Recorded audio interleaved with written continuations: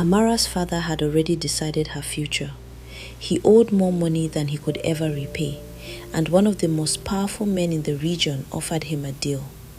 All the debt would disappear, but only if Amara became his wife. Her family accepted immediately. After all, they had treated her like a servant for years. To them, giving her away was simply another way to save themselves. But just when Amara believed nobody cared what happened to her, a dusty mechanic stepped forward. He looked her in the eyes and asked one question that changed everything. "What do you want?" Nobody knew that the poor mechanic was hiding a shocking secret. He was actually the heir to a powerful business empire. But when Amara discovered the truth, she did something neither man expected. She refused to be owned. She refused to be rescued. And she walked away alone. What happened next uncovered stolen land, a secret marriage agreement, a fire meant to silence her, and a betrayal that reached all the way back to her own father. But by the time they realized how strong Amara had become, it was already too late to stop her. Before the first cock crowed in Umopara, Amara was already awake. The family compound lay under the blue-grey darkness before dawn. Amara tied an old wrapper around her waist, picked up a palm frond broom, and began sweeping the courtyard. She moved quietly. In her father's house, the safest way to live was to leave as little evidence of herself as possible. Years ago, when her mother was alive, Amara had slept in one of the front rooms and followed her grandmother through bush paths where scent leaf, bitter leaf, and healing roots grew under old trees.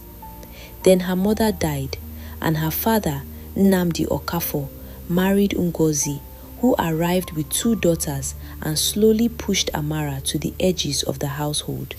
Her room was given to visitors for 1 week. The visitors left. Amara never returned. Now, at 23, she slept beside the storeroom and worked from before sunrise until the final pot was washed at night. Nobody called her a servant. They did not need to. "Amara!" Ngozi stood on the veranda in a satin bonnet, one hand on her waist. "Have you finished sweeping?" "Yes, Auntie." "Then why is there dust near the gate?" Amara looked. The harmattan wind had already blown a thin red line across the ground. "I will sweep it again." "You always have an answer." Amara lowered her eyes. Behind Ngozi, Uju and Kamsi stepped outside in expensive pajamas, complaining that the generator had gone off during the night. "Iron my green dress," Uju said. "You said yesterday you wanted the cream one." "So I cannot change my mind?" "I will iron both." Kamsi laughed. "Good. It is not as if she has anywhere important to go." Amara said nothing. Only when she entered the kitchen did her shoulders relax. Mama Ibili, the elderly woman who had worked for Amara's grandmother, sat sorting ugu leaves. "You started work before the ancestors woke up," she muttered. "If I wait for them, Auntie Ngozi will call me lazy." Mama Ibili clicked her tongue.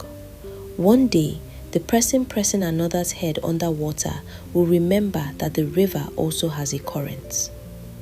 Despite herself, Amara laughed. "You went to see Mama Nkiru's son last night?" Amara nodded. "The fever has reduced. I told her to take him to the clinic immediately if his breathing becomes difficult." "You did well." Nobody else in the family valued Amara's knowledge of plants. Her grandmother had taught her what herbs could help, what they could not, and when a sick person needed a hospital instead of another home remedy or prayer meeting. Women from nearby compounds came to ask for help, and Amara never charged them. Her secret dream was to open a small place where poor women could receive basic care without shame. She had never told anyone. By 7, Amara carried akara, pap, and tea into the dining room. Her father sat at the head of the table, looking older than his 58 years. Once, Nnamdi Okafor had been a respected produce merchant. sending cassava, maize, and palm kernels to Enugu and Onitsha. Then came bad investments, a dishonest partner, broken trucks, and multiplying loans. By the time the family admitted how serious things were, half the farmland had been used as collateral. A manila file lay beside her father's plate. "Amara," he said. "Yes, Papa. Chief Nwafo is coming today. Make sure the house is in order." Amara knew the name. Everybody did. Chief Augustine Nwafo owned warehouses, transport companies, and large stretches of land. On radio, he was called a philanthropist. In the villages, people used different words. "And dress properly," Ngozi added. Amara looked down at her faded skirt. Ngozi laughed. "Not because he's coming to see you. We simply do not want visitors thinking beggars live here." Uju and Kamsi giggled. Amara carried the empty tray back to the kitchen. By noon, the heat pressed over the compound like a heavy hand. Her sisters had changed clothes 3 times. Just after 1, 3 vehicles entered the compound. Chief Nwafo stepped from a black SUV in an expensive cream senator outfit and heavy gold rings. He looked at the house like a man calculating what could be sold. Ngozi hurried forward. "Chief, no, you are welcome." Nnamdi followed, but Chief Nwafo only laughed. When a man owes you enough money, his house becomes familiar. Amara watched from the kitchen window. Drivers and assistants climbed from the other vehicles. Then a tall man in faded trousers and a dark work shirt stepped out of an old utility vehicle, dust on his boots and a metal toolbox in one hand. He was not dressed like the others. Dust marked his boots and he carried a metal toolbox. He turned toward the kitchen. Their eyes met. Amara became still. He did not stare at her as some men did in the market. He looked as though he had noticed a person. Amara stepped back. "Who is that?" she asked. Mama Ebele peered through the window. "Maybe a mechanic." The visitors were served cold malt and peppered meat inside. Nobody remembered the workers outside. Amara did. She carried jollof rice and fried plantain toward the back veranda, where the tall mechanic stood beside the utility vehicle. "You have not eaten," Amara said. He straightened. Up close, he seemed to be in his early 30s. "I was told the food was for the guests inside. You came with them. That does not always make somebody a guest. Take it before someone decides I have stolen Chief Nwafo's rice." A smile reached his eyes as he accepted the plate. "Then I should eat quickly. Thank you." Amara turned to leave. "What is your name?" She stopped. "Amara." He repeated it. "Amara. And you?" "Chinedu. Most people call me Chidi." She nodded. "Enjoy your food, Chinedu." "You gave me your own portion." "How do you know?" "I notice things." She shrugged. Hunger does not become less painful because the hungry person is a stranger. His smile faded. Not from offense. Something in her answer had reached him. Before he could reply, Ngozi's voice cut across the compound. "Amara!" Amara's body reacted before her mind did. Ngozi stood on the back step, furious. "So this is where you are? Standing outside and talking when work is waiting." "I only brought food." "To a mechanic." Chinedu put down the plate. She was being kind. Ngozi looked him up and down. "I did not ask you." For one brief moment, the quiet mechanic looked like a man unused to being dismissed. Then the look disappeared. Ngozi pointed at Amara. "Go inside." Amara obeyed. As she passed, Chinedu said, "Thank you for the food." She did not turn. Inside the sitting room, the real conversation began. Nearly an hour later, Ngozi called for more drinks. When Amara entered, her father was sweating. Chief Nwafo sat comfortably, while Uju and Kamsi posed beside their mother as if attending a wedding introduction. Amara set down the tray. "Stay," he said. Ngozi's smile disappeared. "Chief, Amara has work in the kitchen. I said she should stay." Nobody argued. Chief Nwafo removed his sunglasses. "So, this is the elder's daughter." Nnamdi cleared his throat. "Yes. The one who knows plants." Amara looked at her father. He avoided her eyes. "People come to ask you for remedies?" Chief Nwafo asked. "Sometimes." "You know the old land behind the stream?" Her heartbeat changed. That land had belonged to her grandmother, and rare medicinal plants still grew there. "Yes." "My people inspected it." Ngozi leaned forward. Amara suddenly felt cold. Chief Nwafo smiled. "Very useful land." Her father finally looked at her, and Amara understood. The meeting had never really been about Uju or Kamsi. It was about debt, land, and her. Chief Nwafo folded his hands. "Nnamdi, your daughters are all fine young women, but I do not need a wife who spends all day taking photographs and moving from one salon to another." Uju's mouth opened. Kamsi looked offended. Ngozi laughed too loudly. "Young girls can learn, Chief. I am too old to begin training an adult woman." Then he pointed toward Amara. "This one already understands work." Nobody spoke. Amara heard only the ceiling fan turning above them. "She knows the land," Chief Nwafo continued. "She knows the plants. She is quiet. She does not waste money." "What are you saying?" Amara asked. Ngozi snapped around. "Who asked you to speak?" Chief Nwafo smiled. "I am saying I am willing to settle your father's debt."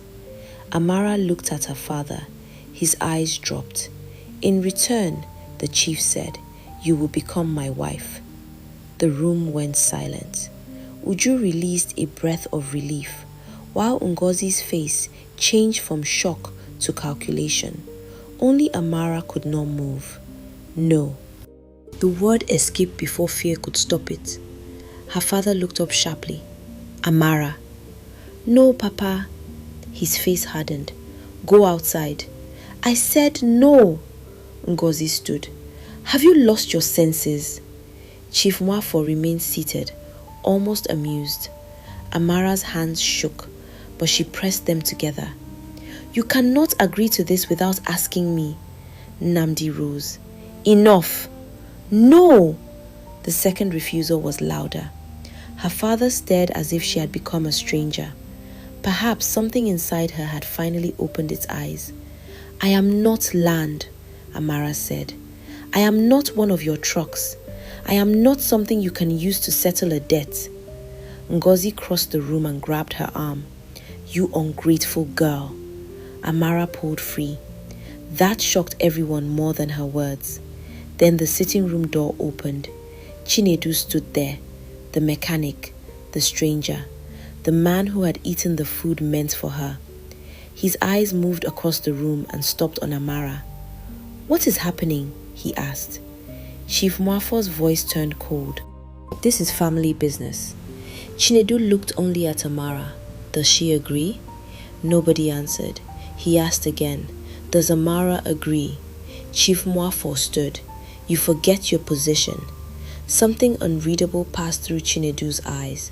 "No," he said. "I know exactly what my position is." Amara's father pointed toward the door. "Leave my house." Chinedu did not move. He kept looking at Amara and asked the question nobody in that house had ever asked her. "Amara, what do you want?" The words entered the room more powerfully than a shout. Amara could not answer. All her life, people had told her what she should do, what she owed, where she should sleep, and when she should speak. Nobody had ever asked what she wanted. Ngozi seized her wrist.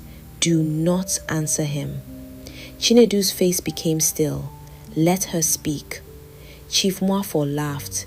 "You are a mechanic. Do not behave like a man who has forgotten who pays him. Chinedu turned toward him. For the first time, Amara saw something in his expression that did not belong to a mechanic in dusty boots. Authority, natural and unquestioned. Then it was gone. He looked back at Amara. You do not have to answer now, his voice softened. But remember this, silence forced on you is not the same thing as agreement. Ngozi pointed at the door. Get out. This time, Chinedu left. But before he did, he gave Amara one final look. A look that said the conversation was not finished. The door closed behind him. The marriage can be arranged quickly, Chief Mwafo said. Amara stared at the door. Her father spoke of debt, Ngozi of family honor, and someone mentioned what the village would say. Amara heard none of it clearly. Only one question remained in her mind. What do you want? That evening, after the visitors left, Amara found a folded piece of paper beneath the bowl where she kept dried scent leaves. She opened it. There was only one line. If nobody could command you, frighten you, or shame you, what life would you choose? Amara read it once, then again. Outside, thunder rolled, and the first wind before the rain moved through the plantain trees. And for the first time in many years, Amara did not feel that the storm was coming to destroy something. She felt that it had come to wake something up. Amara stood in the storeroom with the paper in her hand. Rain struck the zinc roof and darkened the red earth. She read it again. If nobody could command you, frighten you, or shame you, what life would you choose? She had imagined another life many times, yet now that someone had asked directly, she was afraid to name it. A dream spoken aloud could be laughed at or destroyed. She hid the note in her grandmother's old book. That night, Ngozi entered. You embarrassed this family today. I only said I did not want to marry him. Ngozi laughed. You think people eat love and drink freedom. Chief Mwafo can clear your father's debts and stop the bank from taking the land. And what happens to me? You will live in a big house with drivers and housemaids. What are you losing? My choice. Ngozi leaned closer. Girls with money talk about choice. A woman in your position should be grateful that a man of standing is asking for her. So that is what I am worth to all of you? Ngozi's eyes narrowed. Do not start speaking like that mechanic. He will leave tomorrow. When your father's creditors come, he will not be here. She turned towards the door. And do not meet him again. The next morning, Chinedu repaired Chief Mwafo's truck beneath a mango tree. Amara tried to pass without looking. Good morning, he said. She stopped. Good morning. That is all? What else should there be? Maybe an answer. Her heart jumped. You should not have left that note. Why? Someone could have found it. But you found it. That is not the point. Did it offend you? No. It disturbed me. Chinedu nodded. Good questions usually do. She frowned. You speak too much for a mechanic. And you notice too much for somebody everyone here treats as if she sees nothing. I am sorry for putting you in trouble yesterday. You did not create it. You only made it louder. His eyebrows lifted. You think I am dishonest? I think you are not what you say you are. And what do you think I am? I do not know. That is a dangerous answer. So is a man who asks too many questions. Kamsi called from the veranda. She picked up her basin. Chinedu's voice followed her. You still owe yourself an answer. That afternoon, Chief Mwafo returned with a lawyer carrying a leather folder. Amara was ordered to serve drinks and remain silent. The lawyer discussed the debt and the land behind the stream. The amount was far larger than Amara had imagined. When a third document appeared, Chief Mwafo said, This can wait until after the introduction. Her stomach tightened. Ngozi smiled. We can arrange everything quickly. 3 weeks, Chief Nwafo said. Amara almost dropped the tray. What happens in 3 weeks? Her father looked away. Our families will meet properly, the chief said. No, Ngozi hissed. Chief Nwafo remained calm. I have been patient with you. I did not ask you to be. The lawyer looked down. Amara, enough. Then she saw her own name on one of the papers. She placed the tray down. Why is my name there? That is not your concern, Chief Nwafo said. My own name is not my concern? Chinedu entered carrying a metal part from the truck. Chief Nwafo frowned. The truck is fixed, Chinedu said. Then leave. Chinedu looked at Amara, then at the folder. What are they making you sign? I am not signing anything. Chinedu, Chief Nwafo warned. Her father stepped forward. This matter has nothing to do with you. Then why does she look terrified? Ngozi stood. She is dramatic. Amara felt anger rise. No, I am not. Everyone looked at her. She forced the words out. I am afraid. Chinedu asked, Do you want to leave this room? Yes. Her father snapped her name. Chinedu held out his hand without touching her. Then go. It was only a few steps to the door, but Amara felt as though she were crossing a river. She walked past them all without taking Chinedu's hand. She did not need to. Outside, she turned on him. You should not keep standing in front of people as if you can protect me. I am asking you to choose for yourself. That is easy for you. You can leave this compound today. Nobody will stop you. I have nowhere to go. Chinedu was silent. You ask what life I want as if wanting is enough. I know it is not. Do you? Yes. You know nothing about me. I know you help sick people at night and never take money. Amara froze. How do you know that?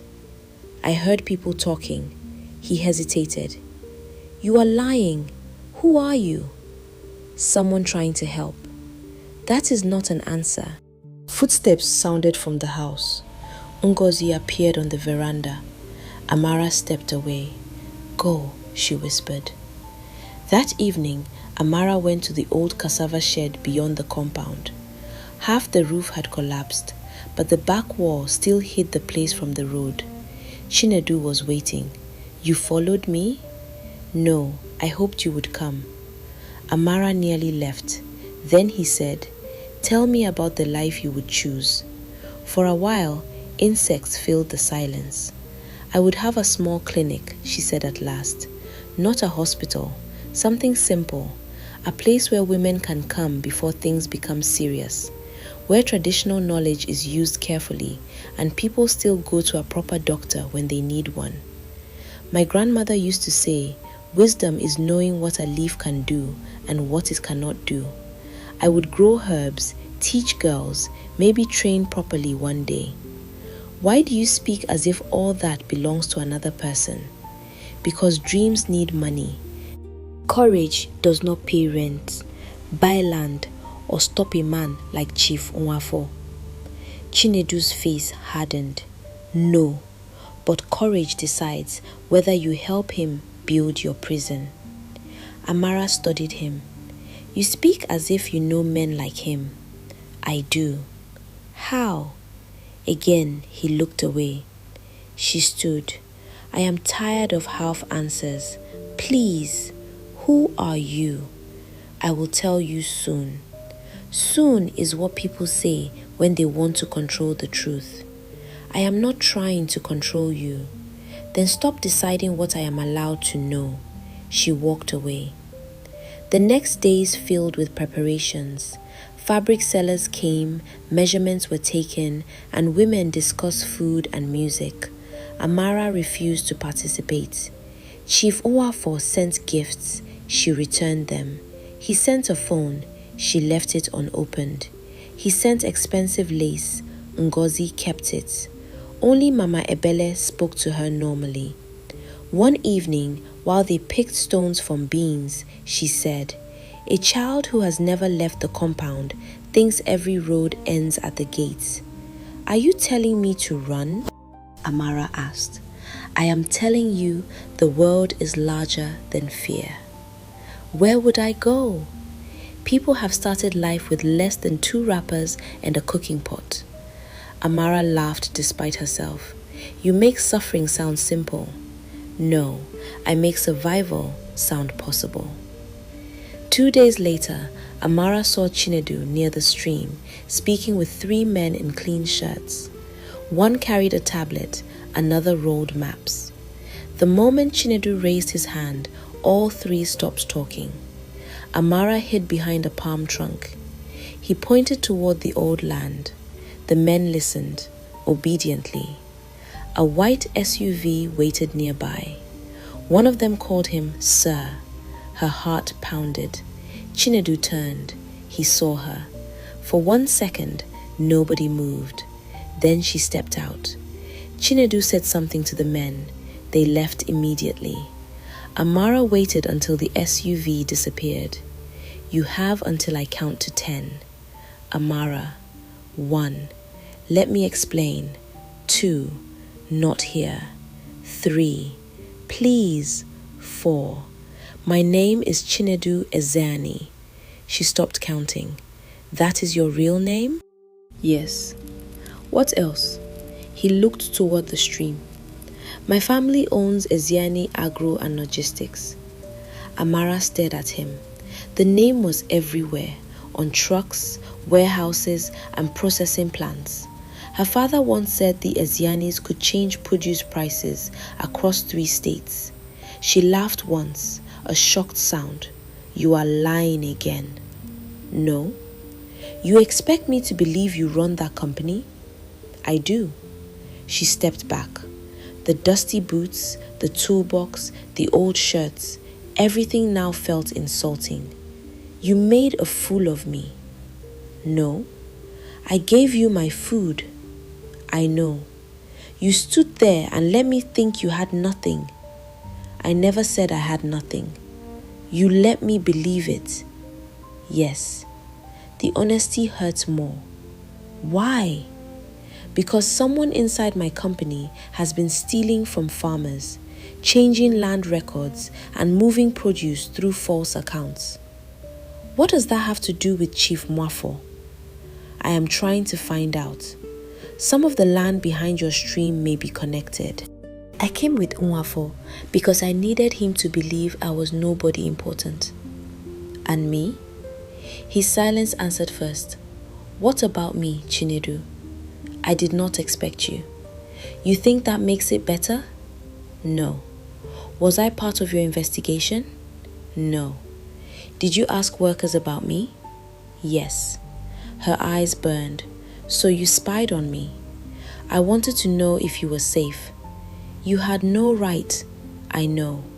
She turned away. He stepped closer. Amara, everything I told you about yourself was true. She faced him. You do not get to decide which lies matter. I know. Stop saying that. His jaw tightened. The last time people knew who I was, every conversation became a negotiation. A woman I planned to marry told me she loved me. Then I discovered she was sharing private company information with her family. After that, I stopped knowing what was real. So you test people? No. That is exactly what you do. He looked ashamed. At first, maybe. And I passed? He flinched. That is not how I see you. But it is how this began. Yes? I thought you were the first person who saw me. I do see you. No, you studied me. Amara, you asked what life I wanted. You told me to choose. All that time, you were choosing what truth I was allowed to have. He had no answer. Her voice broke. Do you know what is worst? I trusted you because I thought you had no power over me. His face changed. But you had more power than all of them. I would never use it against you. That is what powerful people always say before deciding they know what is best. She walked past him. He did not stop her. At the edge of the path, she turned. "Do not come to the compound again, Amara. I mean it. All right." She almost wished he would argue. Instead, he nodded. "I will respect that." That hurt too. Amara returned home before sunset. Ngozi was waiting. "So you have been meeting him?" Uju and Kamsi stood behind her. Her father sat in the front room. Chief Nwafo was there. The lawyer sat beside an open folder. Ngozi smiled without warmth. "Good. Now that your little mechanic has gone, perhaps you are ready to behave like a sensible woman." Amara looked at her father. "What is this?" "The final agreement," Chief Nwafo said. "I am not signing. You will." "No." Her father stood. "Amara, listen to me. I have listened all my life. If this agreement fails, we lose the house. And the remaining land," he continued. "Everything." Ngozi crossed her arms. "This is bigger than you." Amara almost laughed. Always that sentence. Family, debt, honor. Everything was always bigger than her until they needed her future. Chief Mwafo pushed a pen across the table. "You have until tomorrow morning." Amara looked at the pen, then at the faces around her. Her father was afraid. Ngozi was determined. Her sisters were silent. And for the first time, Amara understood something clearly. Nobody in that room believed she would leave. They believed fear would keep her exactly where they had placed her. That night, Amara took her grandmother's book from beneath the mattress. The note fell out. If nobody could command you, frighten you, or shame you, what life would you choose? Amara sat on the edge of the bed. Then she began to pack. Amara packed in silence. 2 wrappers, 3 blouses, 1 faded skirt, her grandmother's book, a small purse containing money saved from selling dried herbs to women who insisted on paying her. Not much, enough for transport and perhaps a week of food. She folded everything into a worn travel bag and waited until the compound became quiet. Outside, the generator coughed and went silent. The night smelled of rain and smoke. Her hands would not stop shaking. She had imagined leaving many times. In those dreams, she always walked away bravely. The truth was different. Every sound frightened her. Pain, when it lasts long enough, can begin to feel like home. Near midnight, Mama Ibili entered carrying a nylon bag. "I knew." Amara lowered her eyes. "I am sorry." "For what? For finally opening the gate of your own cage?" "I do not know where I am going." Mama Ibili sat beside her. "Good." Amara stared. "Good?" "If you knew everything already, there would be no courage in it." She brought out roasted groundnuts, water, and folded naira notes. "Do not argue with an old woman." Amara began to cry, and Mama Ebele pulled her close. Leaving is not wickedness. Choosing life is not betrayal. Your father had many chances to protect you. "What if I fail?" "Then you fail somewhere new and stand up again." They waited until the security man began snoring near the gate. Then Mama Ebele led her through the back of the compound and toward the narrow path joining the main road. At the edge of the path, Amara looked back at the house where she had been born. She had wanted her father to come after her for years. Not tonight. Tonight, she wanted only the road. By dawn, she was in a shared bus heading toward Enugu. She held her bag tightly while traders argued over space and the driver changed stations between gospel music and morning news. Fear told her to turn back. She did not. When the bus entered the city, Amara felt small. Keke drivers called for passengers while hawkers moved between vehicles with bread, drinks, and plantain chips. Umokpara seemed far away. Amara had one name. Mama Ebele's cousin knew a woman called Madame Bisi who sold herbs and spices in Obete market. Finding her took most of the morning. By the time Amara arrived, Sweat had soaked her blouse. Madame Bisi was a Yoruba woman in a bright Ankara dress. She looked Amara up and down. "Ebele sent you?" "Yes, ma." "You know herbs?" "A little." Everybody knows a little until somebody's child is sick. She pointed at a tray. "What is that?" "Uziza seed." "That?" "Dried utazi." "And that root?" Amara examined it. "It looks like chewing stick, but that piece is molding. It should not be sold." Madame Bisi's eyes narrowed. Then she laughed. "Good. At least you can see." She gave Amara work for one day. The work lasted a week, then two.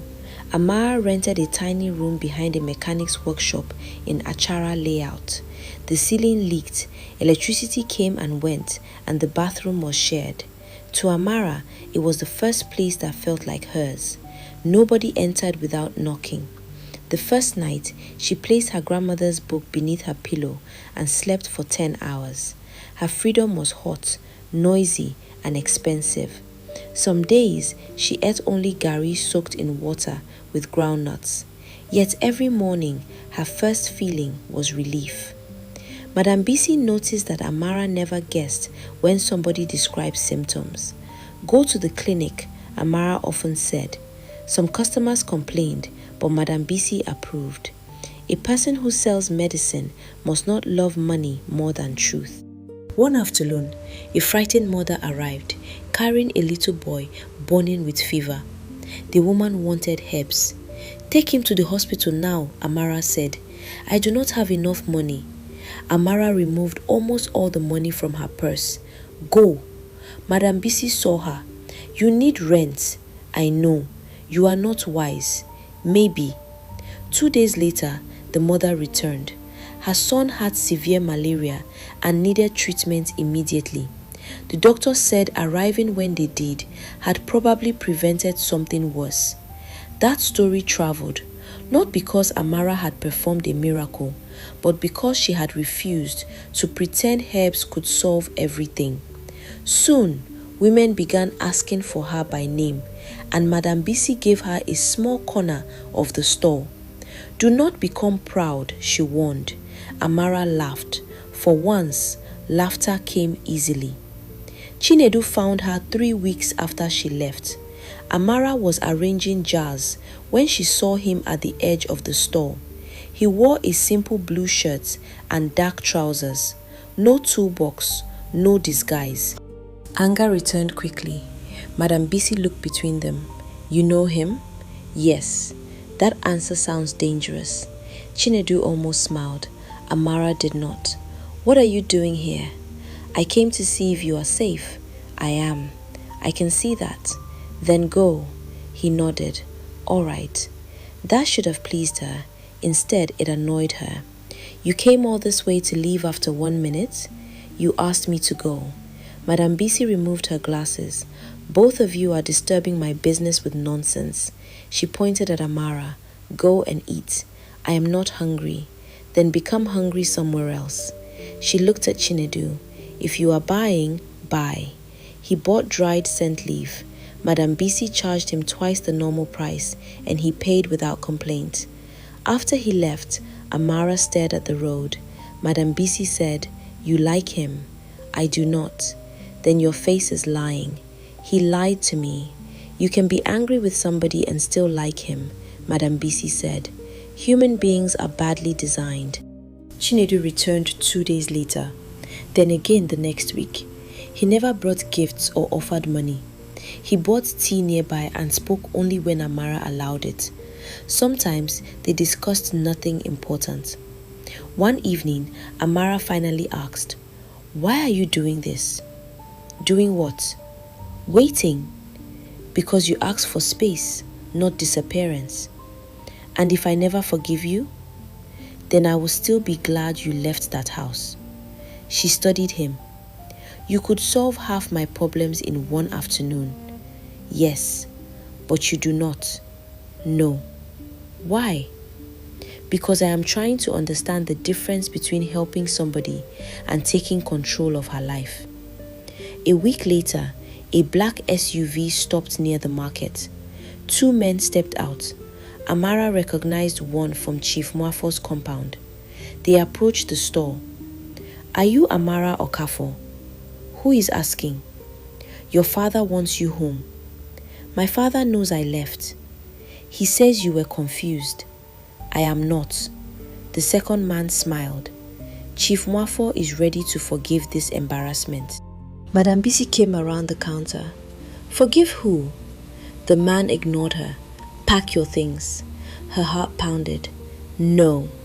The man stepped closer. "This is a family matter." Madam Bisi picked up a wooden pestle. "It stopped being private when you entered my store." People began watching. One man lowered his voice. "Do not make this difficult." "You cannot take me anywhere," Amara said. "We are not taking you." "Then leave."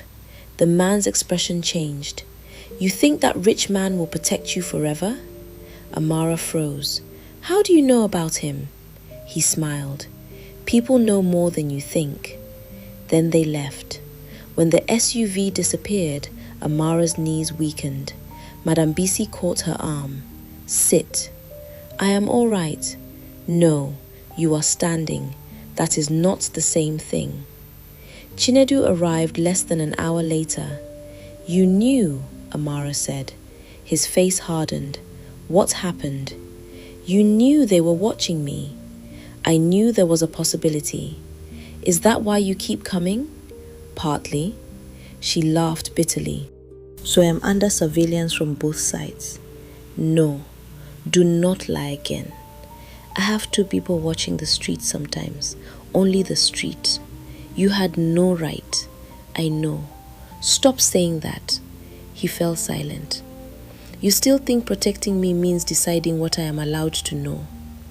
"I did not tell you because I knew it would frighten you." "That is exactly the problem." He stopped. Amara's voice shook. "You ask me to trust you while you keep carrying information for me as if I cannot hold the truth." Chinedu looked ashamed. "No more hidden protection," she said. "Amara, no. If there is danger, tell me. If somebody is watching, tell me. I decide what to do with the truth." After a long silence, he nodded. "I promise." The next morning, he returned with maps and land records. "The truth I should have shown you earlier." He pointed to one map. "This is your grandmother's land." Another document showed adjoining farms. Over 6 years, several families lost land through debts linked to companies connected to Nwafo. Amara looked closer. "And your company?" "Some of the produce from those lands entered my supply chain through false contractors." "Did you know?" "No." "But your company profited?" "Yes." "So what happens now?" "I find proof. I remove the people inside my company who helped him. Then the families have a chance to fight for their land." "Why show me?" "Because your life is already part of this. You deserve the truth." Amara looked at her grandmother's name. "Chief Nwafo wanted to marry me because of the land." "I think so." "And my father?" "I do not know." Amara closed the folder. "I need to speak to him." "No." Her eyes flashed. Chinedu exhaled. "Sorry, let me say that differently. I think going back alone is dangerous. That is better. Will you allow me to arrange a meeting somewhere public?" Amara thought. Yes. 2 days later, she met her father at a small restaurant near New Haven. Nnamdi looked smaller than she remembered. "Amara." "Papa, you have lost weight." "I am fine." "Come home." "No." His face tightened. "Your mother is worried." "Ngozi is not my mother." He flinched. "I did not come to fight." "Then tell me the truth." She placed copies of the land records on the table. Her father's face changed. "Where did you get these?" "So you recognize them?" "Some things are complicated." "Was grandmother's land used in the debt?" Silence. "Papa." "Yes." The answer hurt. Did Chief Nuafor ask for me because of the land? I do not know. Did you promise him the land after marriage? Her father covered his face. Papa, yes. Amara sat very still. Nnamdi began speaking quickly. I thought there was no other way. The business had collapsed. Creditors were calling every day. Ngozi said, do not blame Ngozi. He stopped. You signed. Yes. You agreed. Yes. And you never planned to tell me. His eyes filled with shame. I was going to. When? No answer. Amara stood. Come home, he said.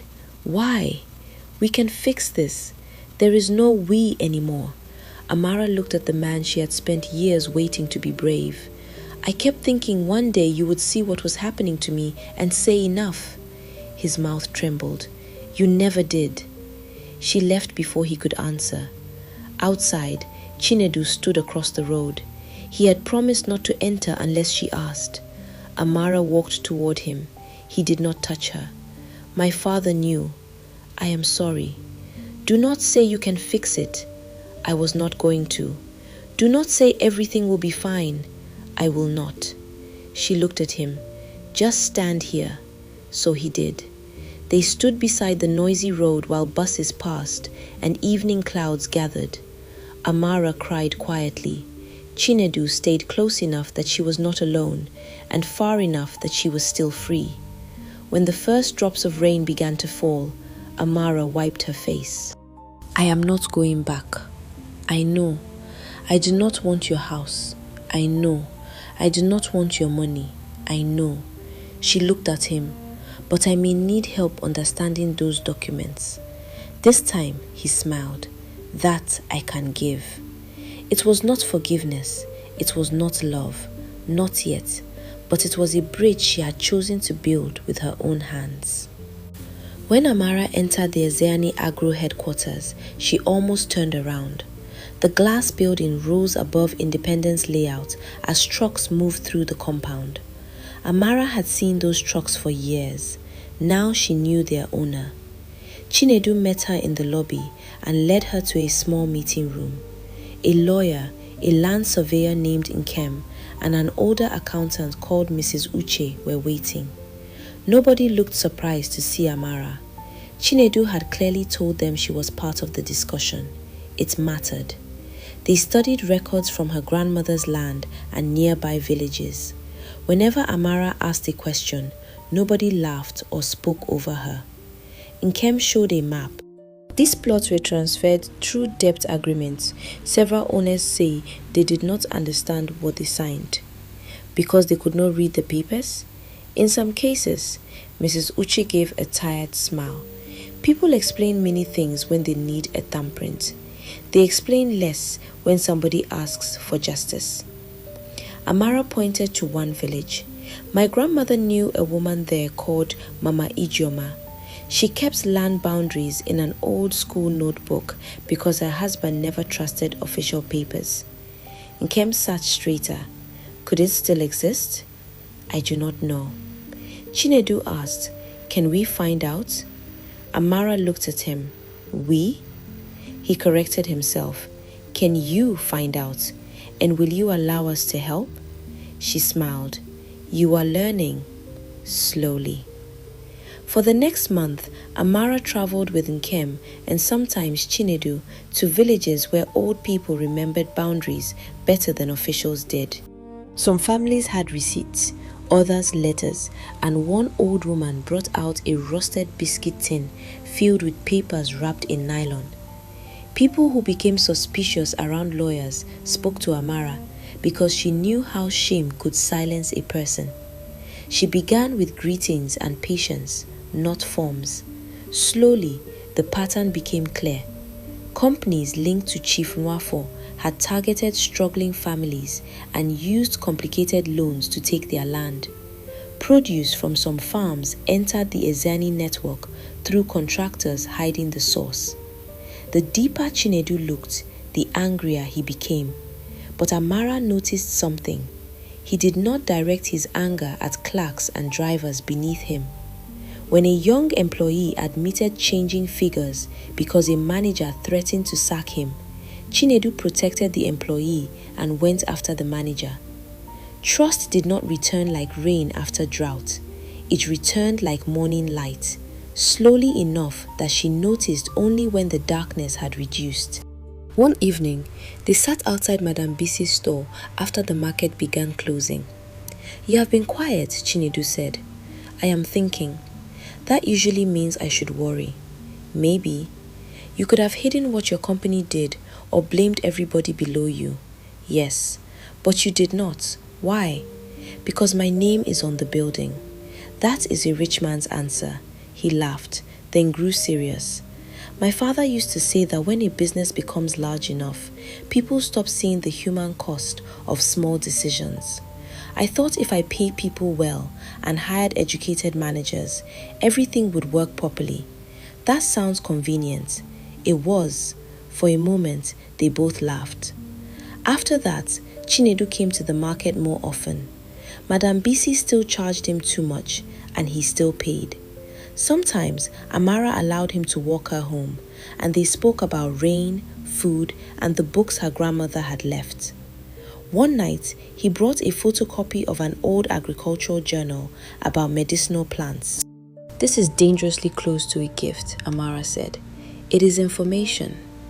That is what educated people call gifts when they are afraid. She accepted it. Weeks passed. Amara's corner at the store grew busier. She also enrolled in an evening certificate course in community health, paying from her own savings. When she told Chinedu, his face lit up. "I knew you would do it." "You did not know." "I hoped." "That is better." One night, as they stood outside her building, rain began suddenly. They ran beneath a narrow awning. Amara was laughing when she realized how close he was. The laughter stopped. Chinedu did not touch her. He only looked. "I should go," he said. "So go." "I am trying." She smiled despite herself. Then his phone rang. The moment he saw the screen, something changed. He declined the call. Who was it? "Family." The answer came too quickly. "Why did you look afraid?" "I did not." She stepped back. "Do not make me question what I saw." Chinedu exhaled. "You are right. It is complicated." Amara's heart hardened. That sentence again. "Not tonight." She entered the building. He did not come for 2 days. On the third, he sent one message. "I owe you an explanation. I am not asking you to forgive anything you have not heard yet." Amara read it many times. She did not reply. The explanation came from somewhere else. A week later, a young woman buying clothes stared at Amara. "Sorry, are you Amara?" "Yes." "You know Chinedu Ezeani?" "Why?" The woman raised her phone. A photograph showed Chinedu beside a beautiful woman at a formal event. Both families gathered around them. Below it was an old society article. Ezeani and Balogun families to strengthen ties through future union. Amara read the words twice. Who is she? Damilola Balogun. The name meant something even to Amara. Her father was a powerful politician and businessman. "I saw you with him last week," the woman said. "I thought everybody knew." Amara could barely hear her.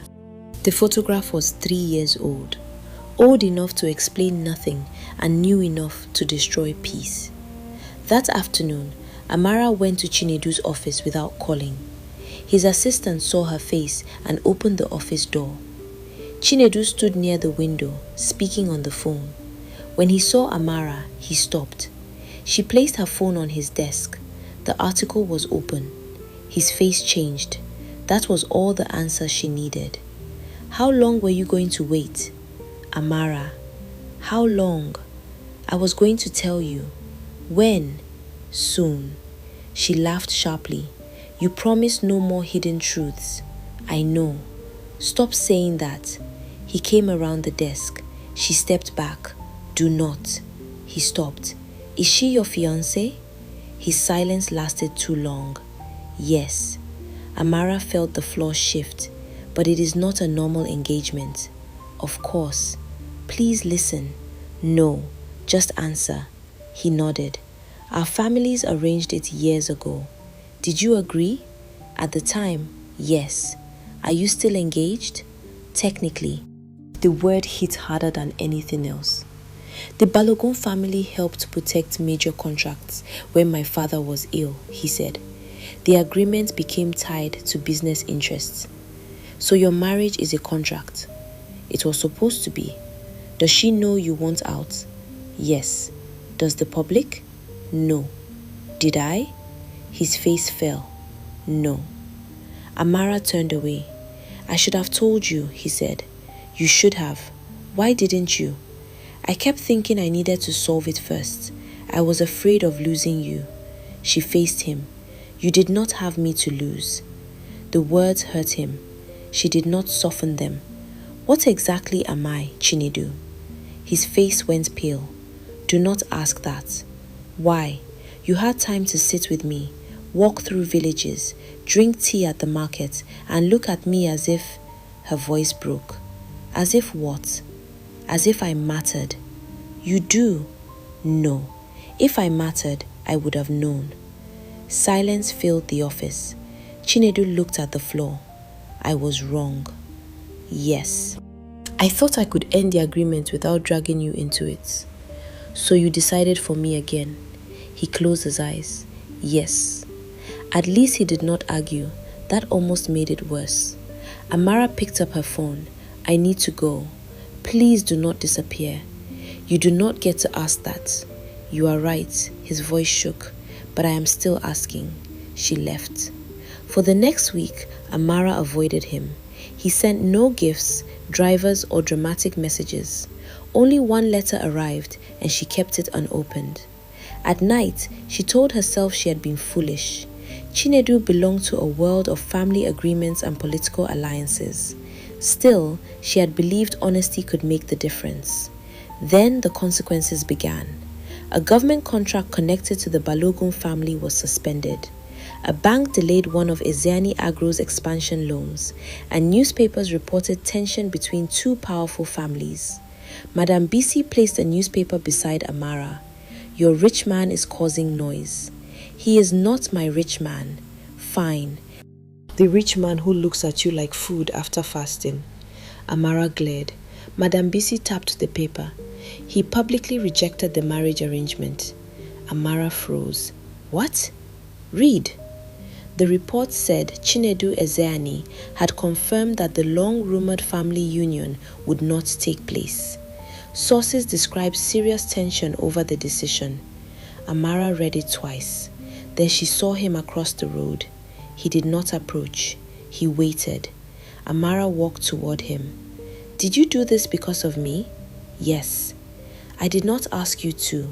You may lose contracts. Your company may suffer. Yes. People may lose jobs. No. I prepared for that before the announcement.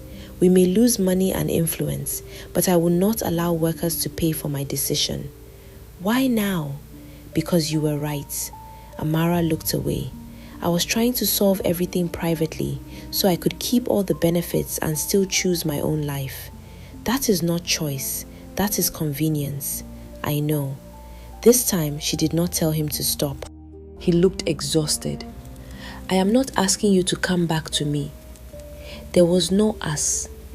There was something. She could not deny it. I hid the truth because I was a coward, he said.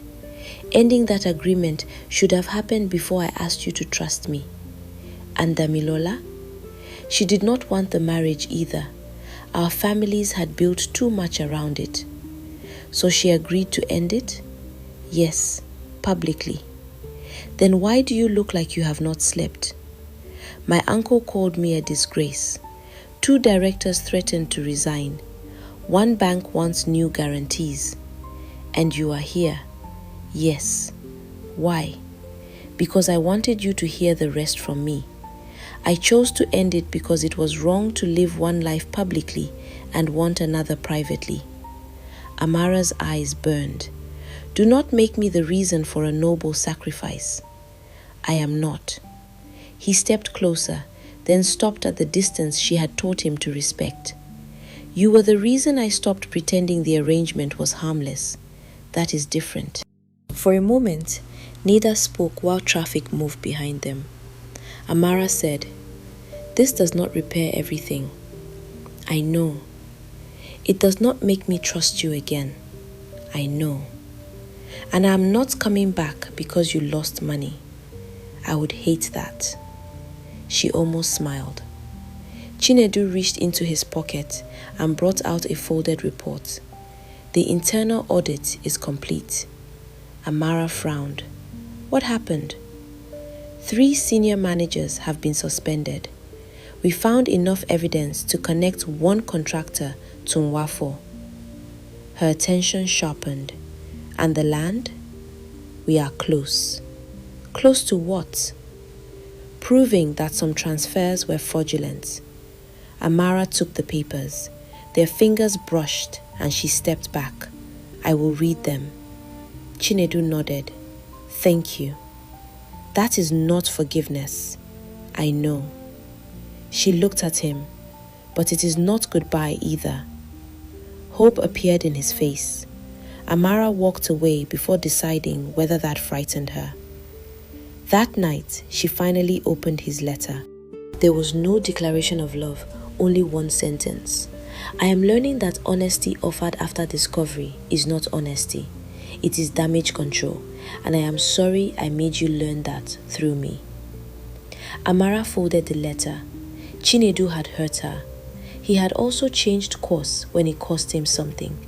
For the first time, she understood that love, if that was what this was becoming, would be proved not by perfection, but by what a person did after the truth exposed them.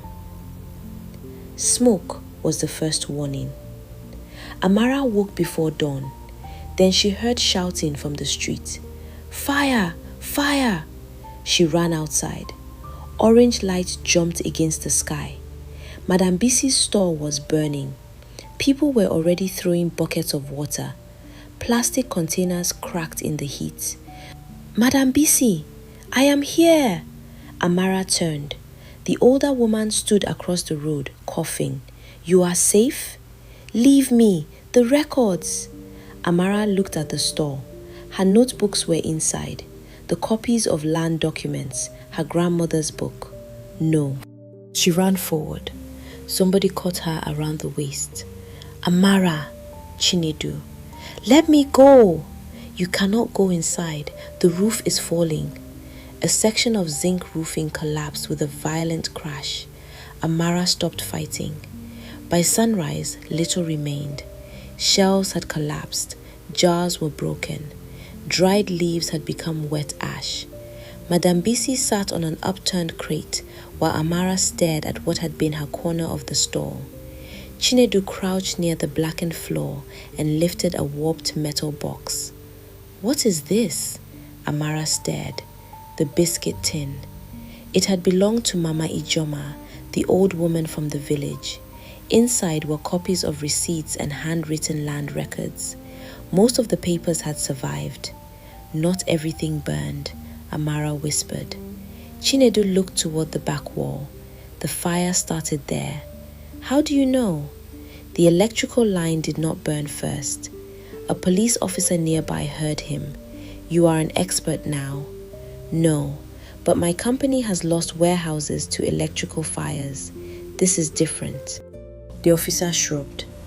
By midday, the police called it a probable electrical fault. Amara did not believe them. At the remains of the store, she found a small plastic bottle that smelled of petrol. 3 days later, a laboratory report confirmed that an accelerant had been used. The fire was deliberate. That evening, an unknown number called. Your stubbornness is becoming expensive. Her hand tightened around the phone. Who is this? You know. The male voice was altered. You walked away from your family. Fine. But now you are interfering in matters that do not concern you. Tell Chief Nwafo I am not afraid of him. The man laughed. You should be. The line went dead. Amara called Chinedu. It was the first time she had ever called him for help. He arrived quickly. She played the recording. We go to the police, he said. They dismissed the fire. Then we go higher. No. He stared at her. No? Not yet. Amara, someone burned your workplace and threatened you. I know. This is not the time to prove independence. Her eyes flashed. Do not say that. He stopped. I am not refusing help. We need proof strong enough that nobody can bury. Chinedu was silent. Then he asked, what do you want to do? The question changed everything. Amara spread the surviving documents on the table. I want to speak to every family whose name appears here. That could be dangerous. I know. You will come to some places, but people may not talk if the owner of Eziani Agro is beside me. That is fair. I need women who know the families. Madame Bisi crossed her arms. You have one. Amara looked at her. No. Madame Bisi pointed at the burned store. They burned my business. Now it is my business. Within a week, Amara had many stories. A widow whose husband had borrowed for hospital fees, a farmer tricked by a false repayment paper, and sisters whose inherited land had been sold. The same names appeared again and again. A solicitor linked to Nwafo, a retired survey officer, and a contractor supplying Eziani Agro. Then, in a village near Nsukka, an old man named Pa Okechukwu gave Amara something different, a ledger. My son worked at one of Umafo's warehouses, he said. He died 3 years ago. I kept his things. The ledger listed dates, truck numbers, and quantities. These trucks belong to our contractors, Chinedu said. Can this prove it? Maybe. He turned a page and stopped. This signature belongs to my former regional director. The scheme was no longer only about Chief Nwafo. It reached deep into Chinedu's company. That evening, Chinedu sat outside the temporary store. My name paid him, he said. You did not know. That does not remove responsibility. No, that is why you have to help repair it. He nodded. I will. The next morning, he called an emergency board meeting. By afternoon, 2 directors had resigned. By evening, a newspaper accused him of damaging the company because of a village woman's allegations. By the following day, Amara's photograph was online. Some called her brave, others called her an opportunist. She switched off her phone. Then her landlord asked her to leave. He would not say why, and his shame told her enough. Amara packed again. This time, she did not cry. Chinedu did not offer money or a house. What do you need? He asked. A safe place I can pay for. He helped her find a small guest house run by a retired nurse. 3 days later, Chief Nwafo asked to meet her. Chinedu said, absolutely not. Amara raised one eyebrow. He closed his eyes. Sorry, what do you want to do? I want to meet him. Why? Because men like him speak carelessly when they think a woman is afraid. They met in a crowded hotel lounge. Chief Nwafo arrived late and ordered tea without asking if she wanted anything. I heard about the fire. I am sure you did. You should be careful with accusations. I did not accuse you. You have caused trouble for many people. I asked questions. Questions are trouble when poor people ask them about rich men. Then why are you here? To offer peace. What does peace cost? His smile widened. Stop speaking to those families. Give me the documents. Tell your rich friend his investigation is mistaken. And my grandmother's land? I will return it. Amara's heart beat faster. Only mine? You are a practical woman. No, I am asking a practical question. His smile disappeared. The others are not your concern. They became my concern when somebody burned my work. He leaned forward. You think Chinedu Ezeani will stand beside you when his company begins bleeding money? He does not decide what I do.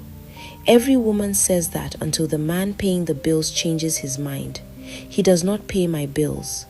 Chief Nwafo looked genuinely surprised, then annoyed. You had your chance to enter my house with honor. You wanted my land. I wanted an arrangement beneficial to everyone, except me. You would have been comfortable. A goat tied under a shade tree is still tied. Real anger entered his face. You are playing with matters you do not understand. Then explain them. He stood. You should ask your father who first brought my people to your grandmother's land. Amara became still. Chief Nwafo smiled. Ah, he did not tell you. He left. The next morning, Chinedu drove Amara to Umupara, but remained outside the compound. Ngozi opened the door. So the city has taught you to return without greeting. Good morning. I came to see my father. Nnamdi sat in the back room. He looked thinner. Amara. She placed the ledger on the table. Did you show Chief Nwafo grandmother's land? His face changed. Papa. He began to cry before answering. Yes. The word was almost silent. Why? I owed money. You already told me that. It was worse than I said. He stared at his hands. I gave Nwafo information about other families too. People I knew were struggling. Amara could not breathe. You helped him choose them? I told myself he was only giving loans. How much did he pay you? Her father closed his eyes. Papa. Enough to keep the business alive for another year. Amara stood. I thought your worst sin was not protecting me. Amara, you helped him do this to other families. I did not know how far it would go. But you kept silent after you knew. He had no answer. Outside, voices rose. Amara turned. Chief Nwafo had entered the compound with 2 men. Chinedu came through the gates behind them. Nwafo laughed. Family meeting? Amara's father went pale. What are you doing here? I came to remind you of loyalty. Chinedu stepped closer. You should leave. Chief Nwafo looked at him. Still following her? No. Amara spoke before Chinedu could. He is here because I asked him to drive me. Chief Nwafo turned to Nnamdi. Tell your daughter she's confused. Tell everyone the land transfers were legal. Nnamdi stared at the floor. You signed statements before, Nwafo continued. You can sign again. Amara understood. Her father had helped begin the scheme and then protected it. Nnamdi's shoulders shook. Papa, Amara said. He looked at her. For the first time in her life, she did not beg him to choose her. She only waited. Think carefully, Chief Nwafo said. Nnamdi stood slowly. I have been thinking carefully for years. That is why I became a coward. Ngozi appeared in the doorway. Nnamdi, stop. He ignored her. I gave him names, he said. The compound became silent. Nwafo stepped forward. Be careful. I showed him families in debt. I introduced him to people who trusted me. I helped him obtain land. Ngozi screamed. Are you mad? Nnamdi's voice broke. And when he wanted Amara, I agreed because I thought marrying her to him would hide what I had done. Amara closed her eyes. There it was, the full truth, ugly and final. Chief Nwafo grabbed Nnamdi's shirt. Chinedu moved. So did Amara. Do not touch him. Everyone looked at her. She was not defending her father from consequences. She was stopping another man from deciding what happened next. Nwafo released him. You think this confession will save you? No, Nnamdi said, but I am tired of asking my daughter to pay for my sins. People had gathered outside the gate. One woman held up a phone, recording. Nnamdi saw it. He kept speaking. He named the lawyer, the contractor, the survey officer. He explained the first payments, the false loans, and the threats. Chief Nwafo pushed through the crowd and left. This time, nobody lowered their eyes as he passed. By evening, the recording was everywhere.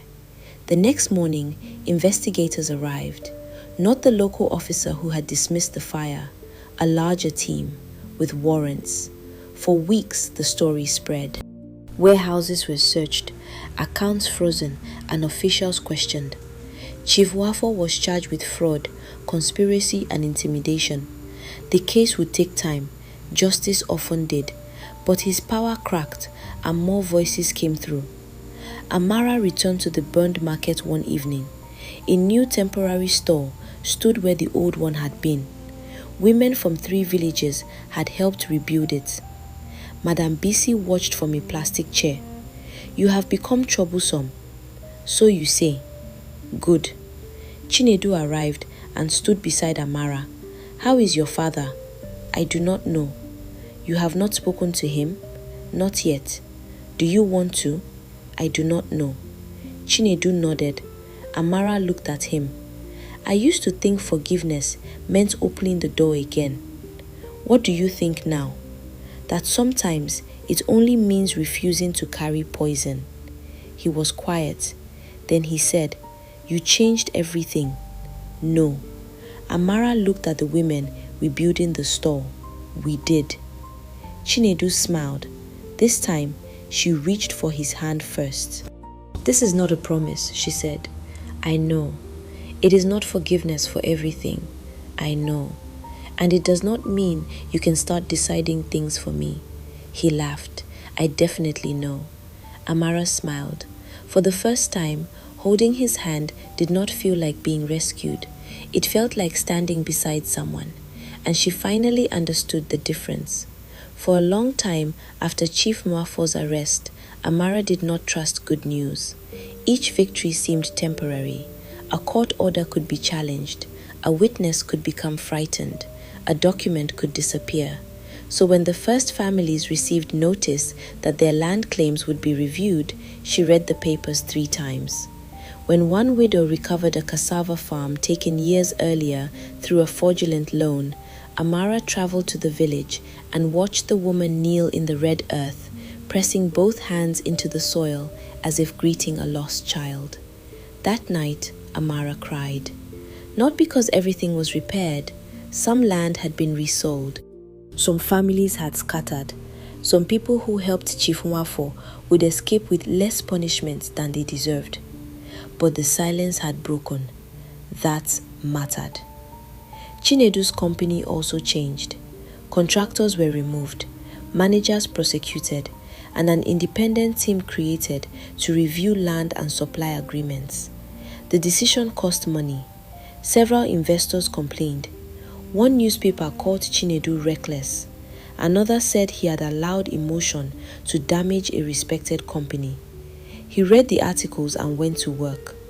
Amara watched him carefully. Months earlier, she might have mistaken sacrifice for proof of love. Now she looked for something harder to fake. Consistency. He no longer hid difficult information because he feared her reaction. When the company lost a contract, he told her. When his uncle tried to persuade him to restore the old marriage arrangement, he told her. And when Amara disagreed with him, he listened. Not always gracefully, but he listened. Amara continued her community health course and returned to the temporary store with Madam Bisi. The store became too small within months. Women came to ask about nutrition, pregnancy, fevers, and when to seek hospital care. Amara refused to pretend she knew what she did not know. That honesty became part of her reputation. One afternoon, Chinedu arrived with a brown envelope. Amara narrowed her eyes. "What is that?" "Paper. You own a company. I know paper can be dangerous." He smiled. "Open it." "No." Madam Bisi, listening nearby, said, "Open it before both of you grow old." Amara took the envelope. Inside was a land document.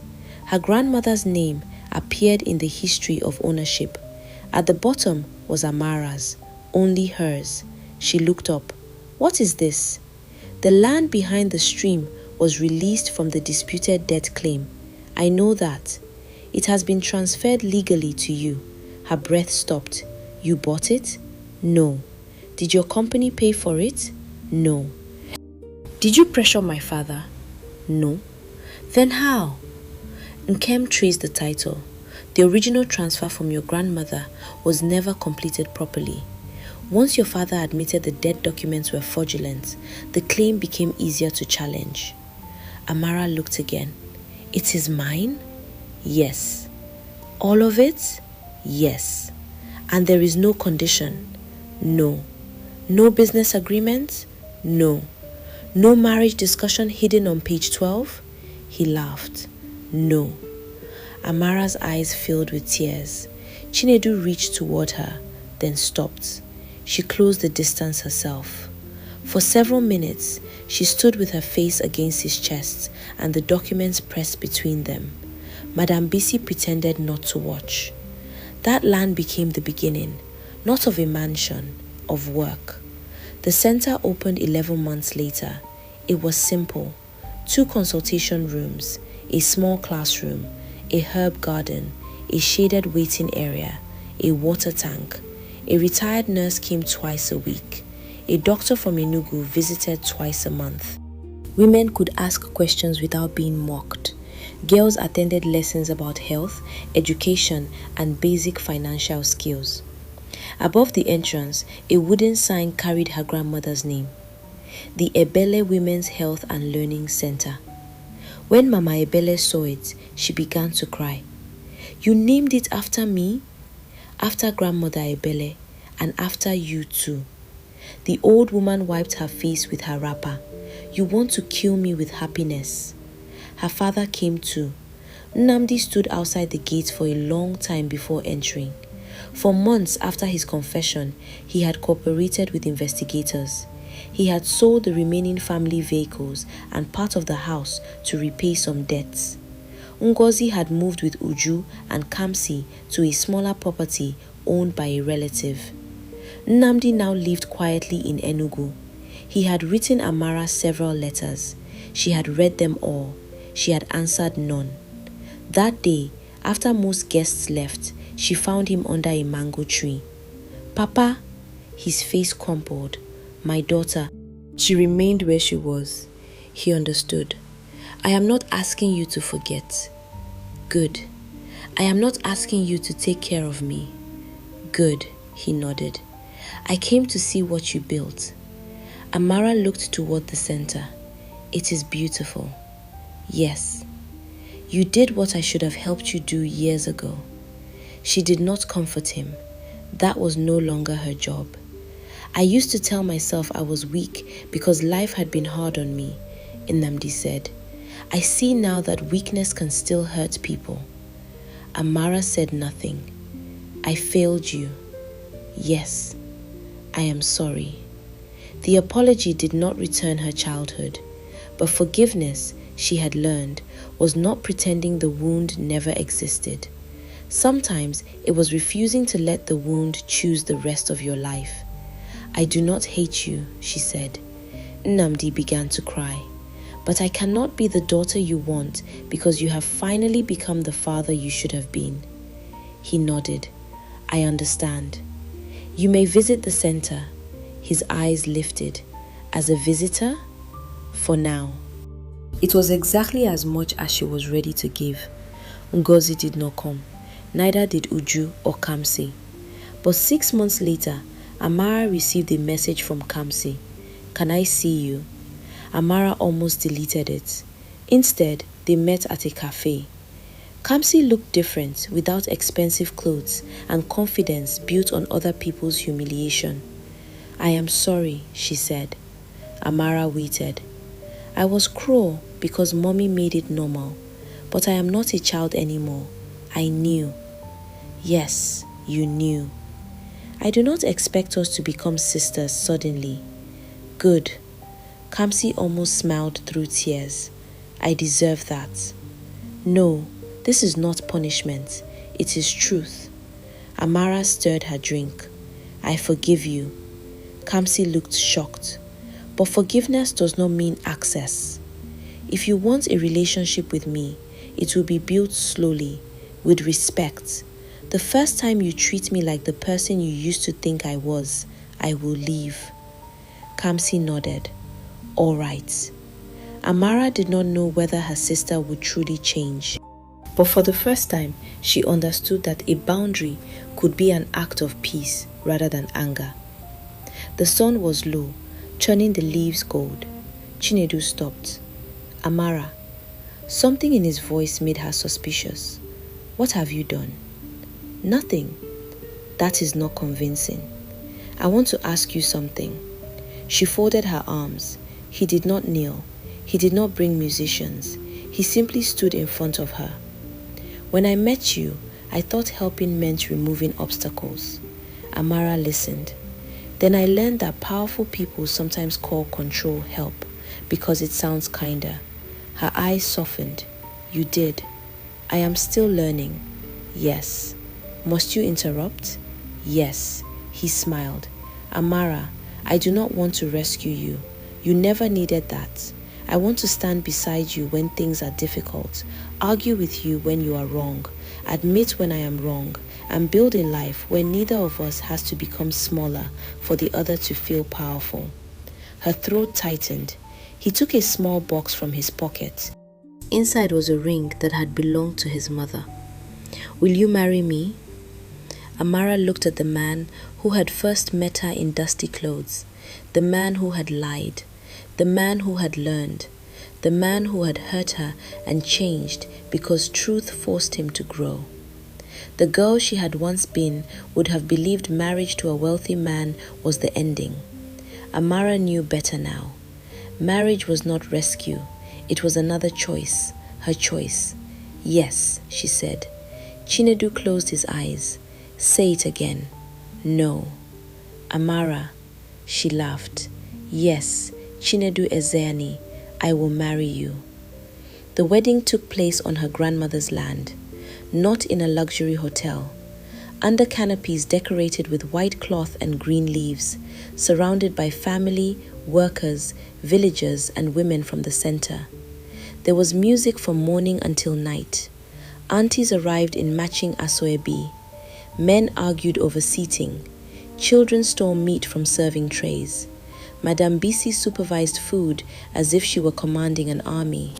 Mama Ebili cried through almost the entire ceremony. Nnamdi attended quietly and sat where Amara had asked him to sit. Ngozi came too. She and Amara exchanged greetings. Nothing more. That was enough. Kamsi helped at the center twice a month now. Uju had not apologized. Amara did not chase her. Love, Amara had learned, should never require begging someone to see your humanity. After the ceremony, when the noise became too much, Amara slipped behind the center. Chinedu found her near the herb garden. You disappeared from your own wedding. I needed silence. Should I go? She looked at him. No. From the celebration came drums, laughter, and somebody calling for more rice. Are you happy? Chinedu asked. She thought carefully. Yes. Only yes? Do not become greedy. He laughed. Their first daughter was born on a rainy night. They named her Nneoma. 2 years later came a son, Kenechukwu. Amara loved them fiercely, but she refused to build her entire identity around motherhood. The center remained part of her life. So did study. So did work. One evening, years after everything began, Amara stood outside the first center with Nneoma beside her. The little girl watched women leave after a class. Mommy? Yes? Were you always the boss here? Amara laughed. No. Were you poor? Sometimes. Were you scared? Amara looked toward the old road leading back to the village. Yes. Did Daddy save you? The question stopped her. Chinedu, standing nearby, became very quiet. Amara crouched so she was level with her daughter. No. Neoma frowned. He helped me many times, and I helped him too. Then who saved you? Amara looked at the center, at the women, at the land, at the life that had once seemed impossible. I learned that I was allowed to choose. The little girl did not understand, not yet. Amara kissed her forehead. One day you will. After Neoma ran away to chase her brother, Chinedu came closer. Was that true?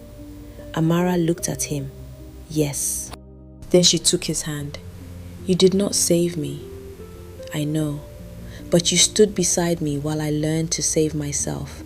Chinedu smiled. I can live with that. The evening sun settled over the herb garden. Years ago, Amara had left her father's house with 2 wrappers, a book, and barely enough money for a week. She had believed freedom would feel like never being afraid again. She had been wrong. Freedom was not the absence of fear. It was the knowledge that fear no longer owned the final word. And love was not a rich man opening a gate for a poor woman. It was 2 people standing beside each other, both free to leave and choosing again and again to stay.